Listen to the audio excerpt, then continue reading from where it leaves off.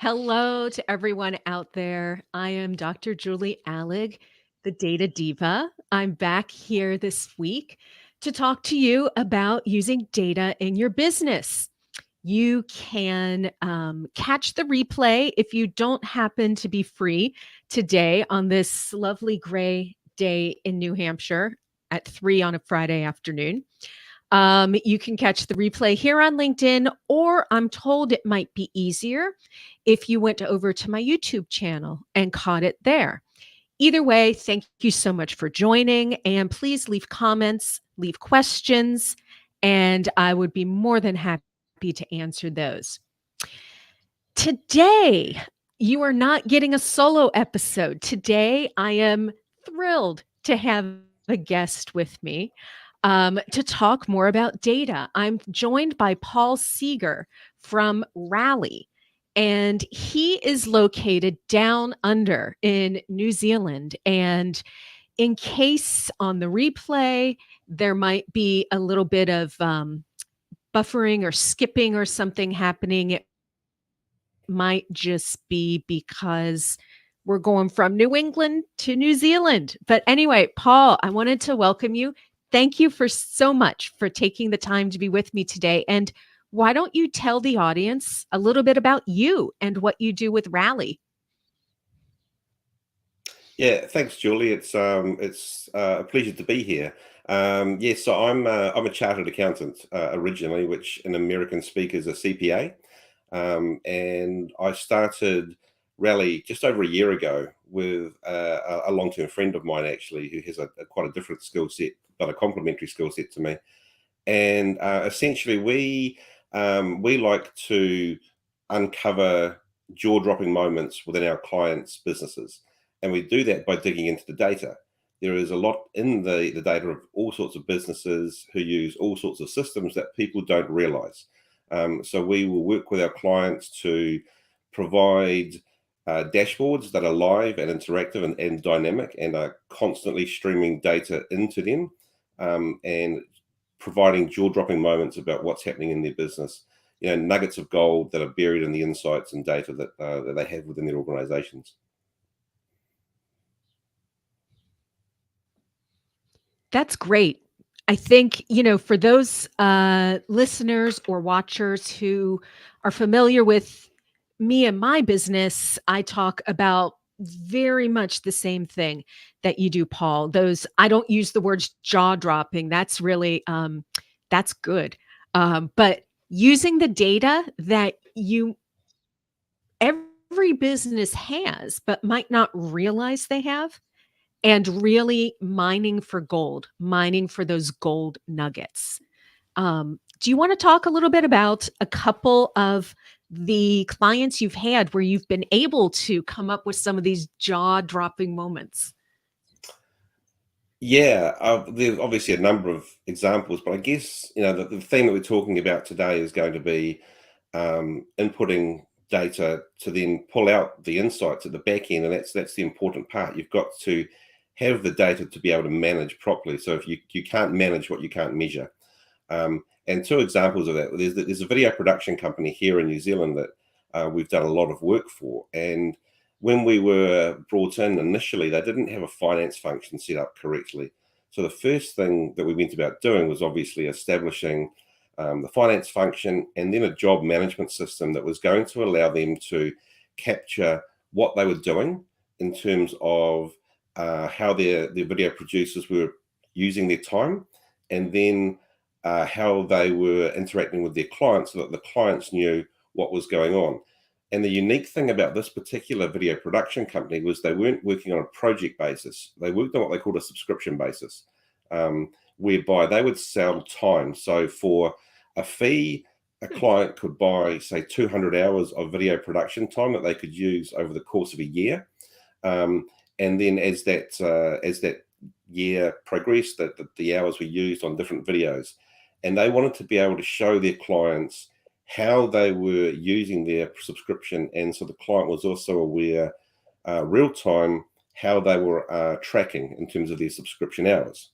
So we initially built a job management system using a software package called Workflow Max, And we went about understanding how they were going to use that system and what they needed to know about their clients and what their clients needed to know about their projects that they were working on.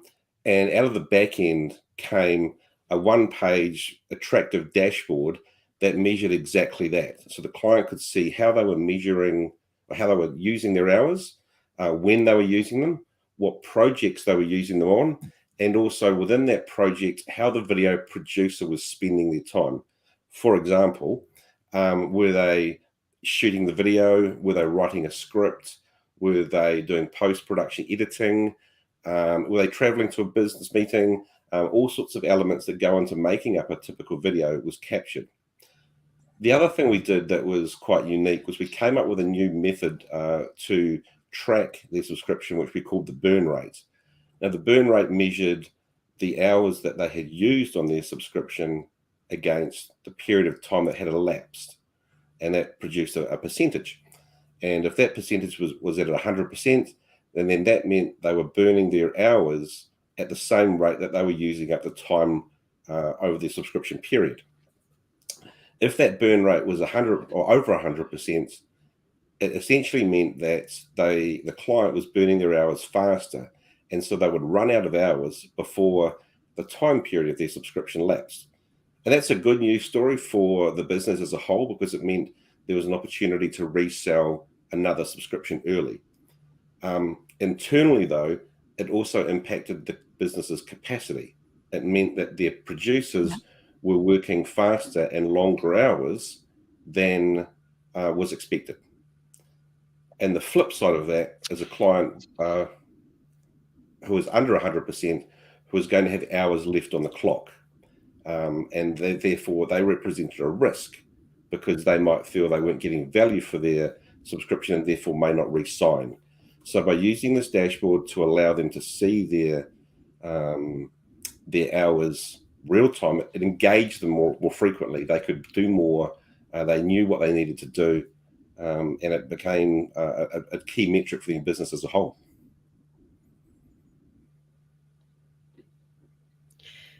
So let me get this straight then. So basically, you were able to take, I'm thinking of Lego blocks here. And Paul, I'm going to guess that also is something that resonates with you. Like they had different pieces of data that we might think of as Lego blocks, right? And maybe they weren't putting them together. They didn't realize that if they put together a couple of these Lego blocks in a certain way, they would be able to have this metric that you came up with, the burn rate, right? And oh my gosh, all of a sudden it's like light shined down from above or something, like, whoa, look at this and look at what we can tell about our clients, and not just about our clients, but about the opportunities we can open up, or the possibility that we're going to like lose clients because they're going to be paying for a lot and not using everything.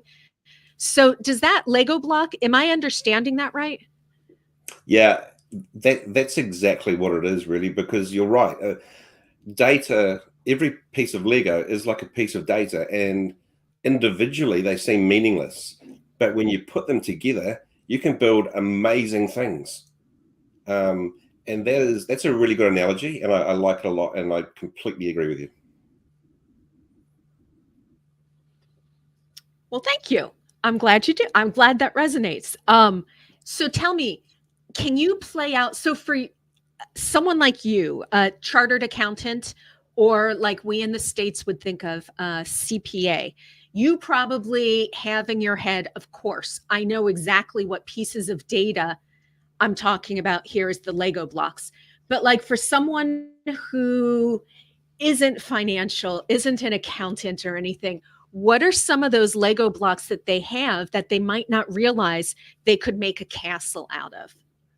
Yeah, I guess the first thing I would say is I don't think necessarily my accounting background is the key driver for me here. For me, it's curiosity, and anyone can be curious. You've just got to want to know and understand it. I Mhm. I think about things in terms of when you input a client or a new customer into your systems, what are you putting in? Are you simply putting in their name and their email address so that you can send them an invoice? Yeah. Or are you capturing the industry they are in? Are you capturing how they found you? What was the source of their referral to you? Were they referred by another client from your website, from a marketing flyer that you've sent out? Where are they located? All of these different pieces of information can change the context of your analysis. So, for example, if you were wanting to understand uh, what products were selling best across the range of products that you sold within your business, you could slice that geographically. If you're in a large location like the US, and you wanted to drill that down by state, what product sells best in New Hampshire versus a product that sells better in Florida versus a product that sells best in California. And then from there, you can then target your marketing to those specific segments to get a bigger bang for your buck.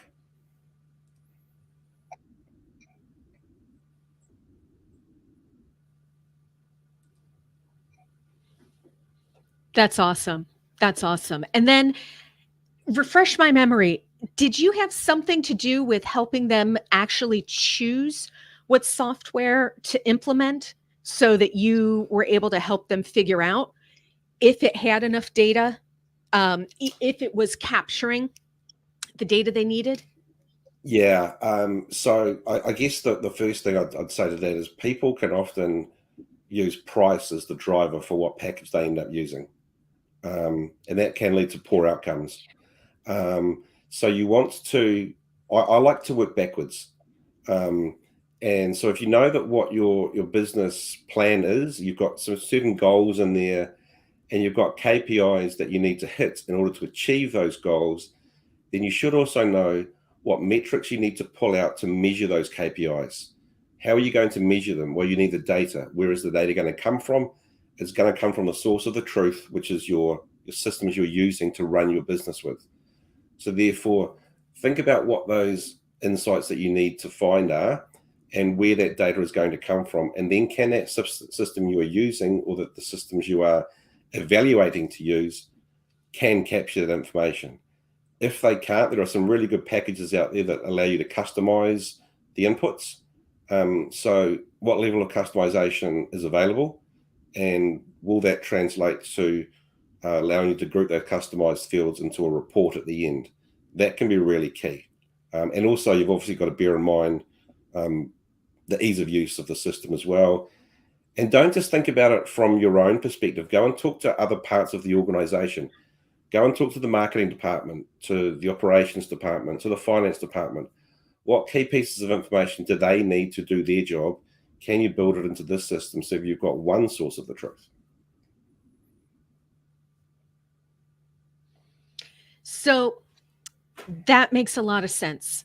Um, I got a question for you, and this is something that I have run into a lot of times, and I'm going to guess you have, and probably other members of the audience have.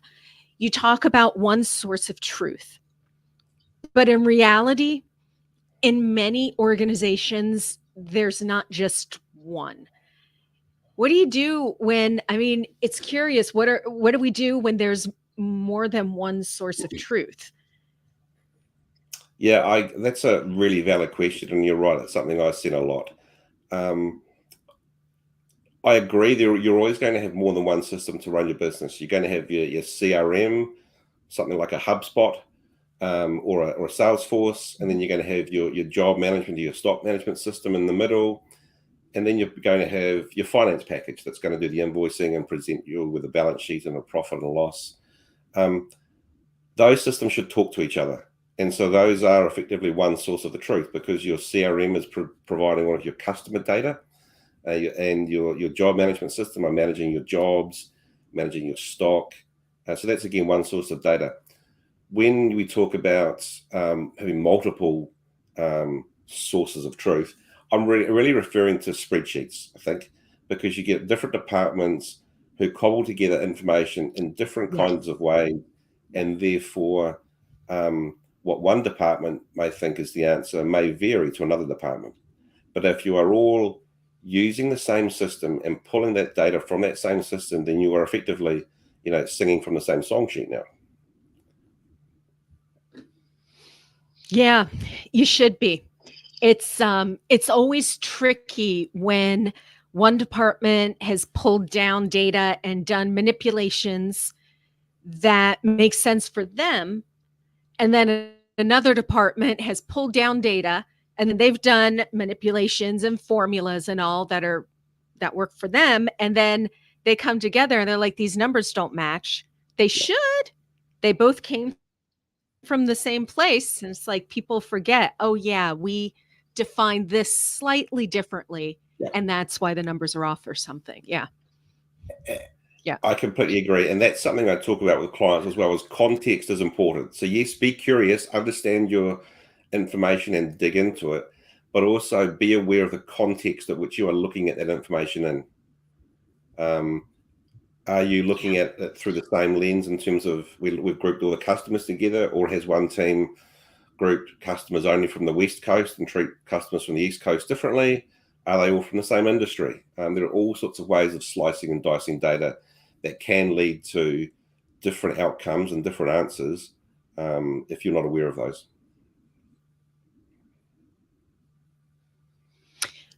Or like something like defining an active customer, right? Mm, Something like that. Maybe the people on the West Coast define an active customer as someone who's opened an email. And on the West Coast or down under in New Zealand, they define an active customer as someone who's actually made a purchase or something. So it's like, you got to yeah, be clear about this. But at the end of the day, you should be able to trace everything back. And you should be able to, like you said a couple minutes ago, somehow realize y'all are singing from the same songbook, from the same sheet of music, and things should tie together so that you can make some of those really cool metrics. I mean, to go back to the video production company you worked with, that burn rate, I bet they hadn't ever really thought of it that way. no, they hadn't, and they again, that's now become Yeah. not just a key metric for the producers and their clients. It's become a key metric right to board level now, so that it's one of the key things that Oh, get put into their board packs, so that they can understand how active their customers are, and then what they can do to increase the interactiveness they have with those customers that have a burn rate below 100%. It's also done a couple of other things which I didn't refer to earlier, and it's allowed them to reduce their capital expenditure. How do they do that? yeah. Well, I bet. yeah, because when we put the system in place, and the system did the timesheets of all of the staff as well. And the thing I said to them was, right, okay, you need to put your timesheets in, but I want to know what you're doing with your time. So we input another field that allowed them to track. I'm traveling to a meeting, I'm shooting a video, I'm producing a script, I'm post-production work, whatever it happened to be. And what was interesting for me, and they probably knew anecdotally, is that using the big expensive camera kit was only a third of the time used to produce the video. So what did that mean? It Yeah. meant that a lot of time there were really expensive camera kits lying around doing nothing, because they had a methodology of a one-for-one relationship. Every producer had their own camera kit. Well, if it's sitting around for 2/3 of the time, why not spread that load over multiple producers, reduce the capital expenditure of needing to buy a new camera kit every time a new person joined. So it saved them a lot of money, and it also allowed the clients to better understand the aspects of going into a job, what they needed to produce for the producer to go and do the work, and that meant they got educated on what they needed to provide, and therefore they were better at providing that information up front. So videos got done faster as well. I love that example. And I heard you say that you asked them if they could not just keep track of the hours, but they could somehow also keep track of what the hours were spent on, like production or travel or whatever. So Yeah. basically categorizing the hours. Now, was that something that was already like there was already real estate or space within the systems to capture that? Or was that something you had to like Yeah. find somewhere else and So that's use? a really good question, and for everybody else, I haven't teed Julie up to answer that to ask that question, but it's a really good one. And the reason that question is a good one is because this particular system could allow a custom field at the timesheet level, so we could do it that way. However, there was a problem, and I'll try to keep the technical details to a minimum, but it essentially meant we could only pull a certain volume of data every day. And using the standard way of not having a custom field meant we could do that. If we put a custom field in there, it would blow up the volume that we could use. So we couldn't do it that way. The way I came up with was in the timesheet field, you could put a comment. And so I came up with a method that again filtered down to the team and became the company way of doing things. And that method was the very first keystroke on the comment field in your timesheet has to be a number from 1 to, I believe it was up to 9. So 1 to 9, 1 meaning video production, 2 meaning post-production, 3 meaning travel, etc. And then after that first character, they could then type any comments they wanted for them. I could then use the tools at my end to build this dashboard to effectively strip out the comment and just leave myself with that number. And I had a mapping table that Yep. meant 1 was this, 2 was that, etc. And that drove what they were doing. Yeah, yes. No, I didn't. I hadn't teed that up, but I was curious because that's happened to me a lot. And anyone who's worked with me before knows I'll talk about finding real estate somewhere else Yeah. that we can basically co-opt or something. So it sounds like you took that comment field and then basically it was a business process that you had to implement and make sure that everyone was on board doing with entering that first keystroke as a 1 through a 9, a number. And then what you could do, what I would do, just dump it, strip out all the text, keep the Yeah. number and put that somewhere else and then use the integer. Yeah, absolutely. That, So totally can work. yeah, completely. And the other thing Yep. to say is people will be a little bit resistant to change. Oh, I'm not going to do that. That's going to be annoying. I'm going to forget, etc. Well, behaviors are role modeled from the top. So if management are insistent on this is the way that we do it, this is the company way, and that culture and that message is coming from the top, behaviors can change very quickly. So there was not so much resistance, but I guess a little bit of forgetfulness and a little bit of lack of understanding about why they were doing it. And I think it's always important to bring the entire company along the journey about what you're trying to do and why you're trying to do it, and therefore what role they play, because that's important as well. If people understand why they are doing something and what it's going to mean, they're likely to jump on the bus much quicker. Paul, I was so shocked to hear that humans are resistant to change. You've got to be kidding me. I thought it But was I just a think New that's Zealand thing. brilliant. Yeah. But I think that's brilliant. And exactly, like you said, being able to connect those dots. And it sounds like that's what you were. Well, first, making sure that, the management, the people at the top are making it clear that this is the way we're going.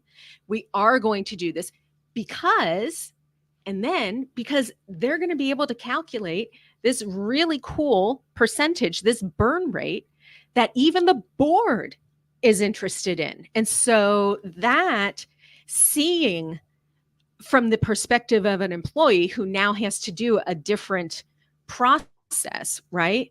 Being able to see that impact, that must be really gratifying also. Yeah, it's something we're quite proud of, that we've come up with an end-to-end process that is now firmly embedded in the minds of everyone in that company, and that dashboard goes out to their Mhm. clients every single week. So it's resulted, as I say, in reduced capital costs, better retention of customers, better engagement with customers. It also provides opportunities for the producers to become um, uh, more frequently contacting their clients. So some clients, they may not hear for a while, and if they call them up, it may feel a little bit outside their comfort zone, maybe a little bit too salesy. Whereas now they've got a dashboard to talk about, and they've got some insights to talk about. Hey, we're doing this, and you haven't done that for a while. Let's do something. Or they can say that, hey, another client in your industry is doing something, something a little bit different. Have you seen this video? Go and have a look. So there's a bit more transparency.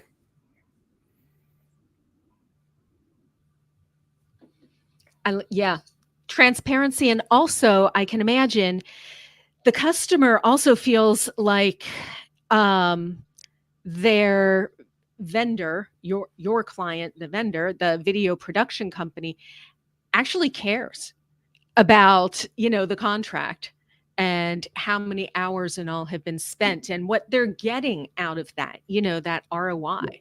So Exactly. so we're having way too much fun talking about this example, and we don't have much time left, but I know you wanted to talk about one other example of a company. And yeah, why don't you go ahead and talk about that? Yeah, I'll do this one quite. We'll try and do it briefly. So I had a client. Actually, I used to own a scaffold company many, many years ago. I'm not a scaffolder myself, but there's not really much software in the scaffold industry globally that does a really good job. So I had to build not my own product, but I had to build a system out of an existing job management system that was going to give me the insights and the data that I needed to drive my business. And I found one and customized it quite heavily. But what it quickly told me and some other scaffold clients I ended up working with was that the best clients we thought we had were actually probably our worst. Why was that? Well, many scaffold companies, at least in the Auckland market where I am, work for large residential home builders. There's a lot of development going on down here. So these large companies will buy up large blocks of land and build not one or two houses, but hundreds of houses. And so having a client like that can be really beneficial because they provide a lot of revenue. Um, the challenge is their jobs stay on site for months. So that scaffold is sitting there and you're earning rental on it, yes. But the rental margins you make on scaffold are far lower than the labor margins you make, i.e., the money you make by putting the scaffold up and taking it down again. And I was quickly able to determine that and was able to change the business's mindset from going, okay, let's not work with these residential home builders. Let's work with roofers, with painters, with maintenance companies, the people that want the scaffold for a week, because it meant I could utilize my scaffold more frequently. I didn't have to go and buy more scaffold because it wasn't sitting on a client site for 6 months. And so I was getting a better turn rate by doing or changing the mix of clients I had. And I was able to do that analysis because in the systems I was using, I was capturing things like the industry the client was from. I was capturing the length of the job and how many square meters of scaffold was up on every site. So I could measure how much money I was making per square Okay. meter. I could measure how much money I was making from erection and dismantle versus rental. I could then turn that into a day rate. How much money was I making per day? And it was quite startling to see that these residential home builders, I might be only making $60 a day, but these painters, I could be $400, $500 a day. And when you think about that on a larger Whoa! scale, yeah, exactly.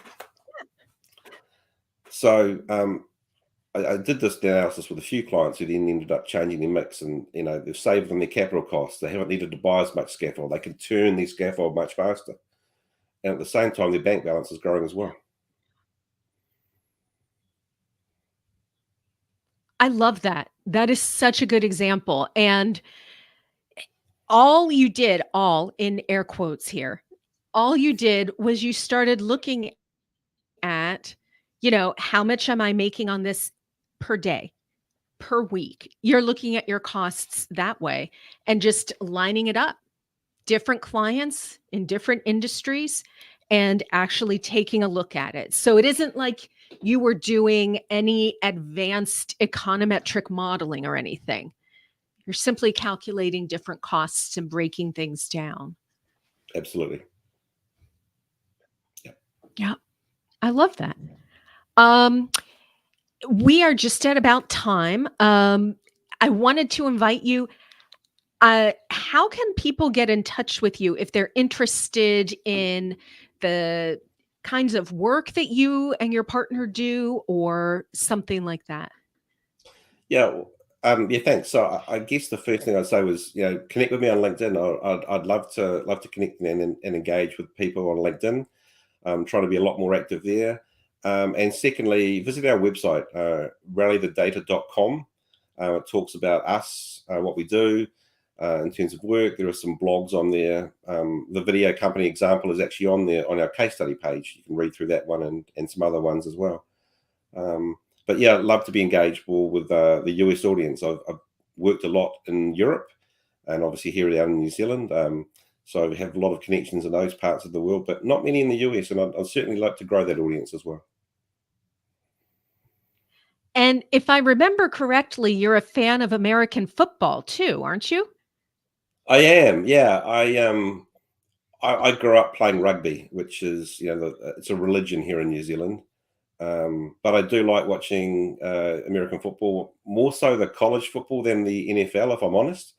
And hopefully heading over Mhm. to California next year with the family, take the kids to Disneyland, and if I can squeeze in a game at UCLA or USC, I certainly will. That sounds awesome.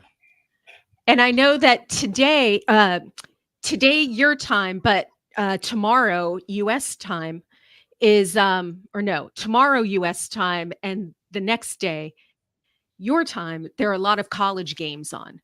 So American college football games on. So I'm guessing it'll be a good weekend for you. Yeah, it's not unheard of for me to have the TV on with a game going, and I won't sit there and watch it because I think they take too long. But I'll have it on in the background as I'm wandering around the house doing things. I love it. I love it. Paul, thank you so much for joining me today, for making the time early in the morning on your weekend. I really appreciate it.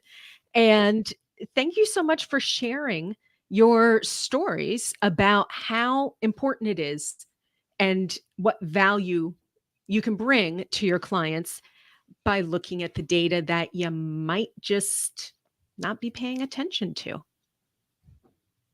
Yeah, and thank you for having me on. I've really enjoyed it, and I've enjoyed the conversations we've had offline together. It's the synergies between what both of us do, I think, are really high, and so it's great to engage with someone in another part of the globe that has a very similar mindset to myself. Absolutely, my pleasure. You were one of the first people I thought of when I thought about starting to schedule on guests. So I appreciate it.